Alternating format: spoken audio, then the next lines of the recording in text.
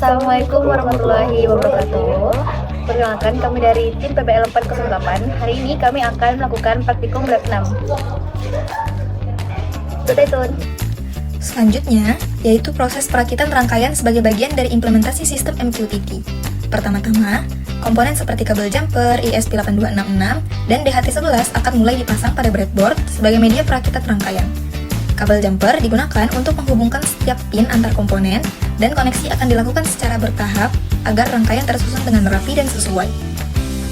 Baik, jadi sini kami menggunakan DHT11 yang pin outnya dihubungkan ke ESP8266 melalui pin GPIO 1 atau D1. Lalu untuk LDR-nya di sini kami menggunakan pull down resistor yang dihubungkan ke ground. Lalu di tengah-tengahnya ditambahkan kabel jumper untuk menghubungkan ke ESP8266 melalui pin A0. Di bagian ini, saya jelaskan cara menghubungkan sistem MQTT berdasarkan konfigurasi yang digunakan. Pertama, saya jalankan MQTT broker menggunakan Mosquito di laptop dan terlihat broker aktif di port 1883. Selanjutnya, saya cek IP address laptop menggunakan perintah ipconfig dan didapatkan IP yaitu 10 125 193 163. IP ini kemudian saya masukkan ke dalam kode API sebagai alamat broker MQTT. Setelah itu, saya upload program ke NodeMCU yang berfungsi sebagai publisher. Kemudian, NodeMCU akan membuat jaringan Wi-Fi sendiri.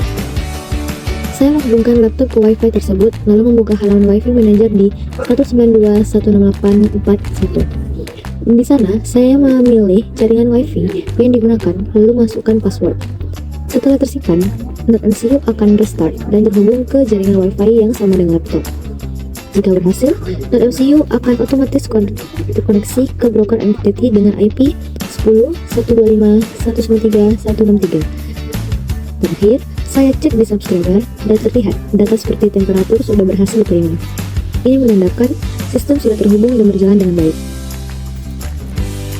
Pada program ini, NodeMCU ESP8266 digunakan untuk membaca data dari sensor DHT11 dan sensor cahaya LDR, lalu mengirimkannya ke broker MQTT. Di bagian awal, program memanggil library Wi-Fi, web server, Wi-Fi manager, DHT, PubSub client, dan EEPROM. EEPROM dipakai untuk menyimpan alamat IP MQTT agar tidak perlu diatur ulang. Saat setup, perangkat terhubung ke Wi-Fi, menjalankan web server, dan menyiapkan koneksi MQTT. Pada loop utama, sistem membaca suhu, kelembapan, dan cahaya setiap 5 detik, lalu menampilkannya dan mengirimkannya ke MQTT. Di bagian ini, saya menjelaskan cara kerja dari sensor LDR. LDR digunakan untuk mendeteksi intensitas cahaya dan dibaca melalui pin analog sehingga menghasilkan nilai berupa angka. Saat sensor ditutup dengan tangan, cahaya berkurang sehingga nilai LDR-nya berubah. Sebaliknya, saat sensor terkena cahaya, nilai LDR juga berubah ke arah sebaliknya. Artinya, nilai LDR akan terus berubah mengikuti kondisi terang atau gelap di sekitarnya. Data tersebut kemudian dikirim oleh NodeMCU ke MQTT dan bisa dilihat secara real-time di subscriber. Jadi LDR di sini berfungsi sebagai sensor cahaya yang responsif terhadap perubahan lingkungan. Selanjutnya, saya akan menjelaskan cara kerja sensor DHT11 yang digunakan pada praktikum ini. Sensor DHT11 berfungsi untuk membaca suhu dan kelembapan udara di sekitar. Pada program ini, sensor akan mengirimkan data berupa temperatur dalam satuan derajat Celcius serta nilai kelembapan dalam persen. Cara kerjanya, jika kondisi lingkungan di sekitar sensor terasa lebih panas, maka nilai temperatur yang terbaca akan meningkat. Sebaliknya, jika kondisi lingkungan lebih dingin, maka nilai temperatur akan menurun. Untuk kelembapan juga sama, tergantung kondisi udara di sekitar. Sebagai contoh, jika saya mendekatkan tangan atau sumber panas ke sensor, maka suhu yang terbaca akan naik.